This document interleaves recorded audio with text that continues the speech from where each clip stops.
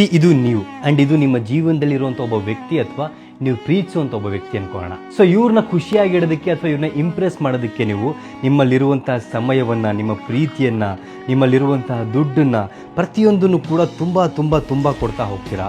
And ಒಂದು ಟೈಮಲ್ಲಿ ಅವರಿಂದನೂ ಕೂಡ ನೀವೇನಾದರೂ ಎಕ್ಸ್ಪೆಕ್ಟ್ ಮಾಡ್ತೀರಾ. ಆಗ ಅವರು ನಿಮಗೆ ಇಷ್ಟು ಪ್ರೀತಿನ, ಇಷ್ಟು ಕೇರನ್ನು ಕೊಡ್ತಾರೆ. ಆದರೆ ನಿಮಗೆ ಅಷ್ಟರಲ್ಲೇ ಖುಷಿ ಆಗಿಬಿಡುತ್ತೆ.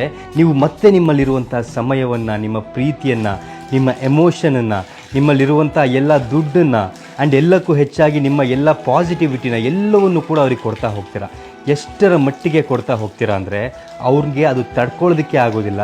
ಆ್ಯಂಡ್ ಅಟ್ ಲಾಸ್ಟ್ ನಿಮ್ಮಲ್ಲೂ ಕೂಡ ಏನು ಉಳಿಯೋದಿಲ್ಲ. ಸೊ ಕೊನೆಗೊಂದು ದಿವಸ ನಿಮ್ಮಲ್ಲಿರುವಂಥ ಪ್ರೀತಿ, ನಂಬಿಕೆ, ಹಣ ಎಲ್ಲವೂ ಕೂಡ ಖಾಲಿಯಾಗಿರುತ್ತೆ.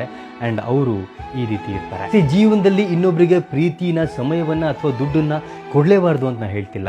ಯಾರಿಗೆ ಎಷ್ಟು ಇಸ್ಕೊಳ್ಳುವಷ್ಟು ಕೆಪಾಸಿಟಿ ಇದೆಯೋ ಅಷ್ಟನ್ನು ಮಾತ್ರ ಕೊಡಿ. ಯಾಕಂದರೆ ನೀವು ನಿಮ್ಮೆಲ್ಲ ಪ್ರೀತಿಯನ್ನು, ಎಮೋಷನನ್ನು, ಟೈಮನ್ನು ಒಬ್ಬ ವ್ಯಕ್ತಿ ಮೇಲೆ ಹಾಳು ಮಾಡಿದ್ಮೇಲೆ ಇನ್ನೊಂದು ದಿವಸ ಅವರಿಗಿಂತ ಇನ್ನೊಬ್ಬ ಒಳ್ಳೆ ವ್ಯಕ್ತಿ ಸಿಕ್ಕಾಗ ಅವರಿಗೆ ಕೊಡೋದಕ್ಕೆ ನಿಮ್ಮ ಹತ್ರ ಏನು ಉಳಿದಿರೋದಿಲ್ಲ. ಐ ಥಿಂಕ್ ನನ್ನ ಮಾತಿನ ಅರ್ಥ ನಿಮಗೆ ಗೊತ್ತಾಯಿತು ಅನಿಸುತ್ತೆ.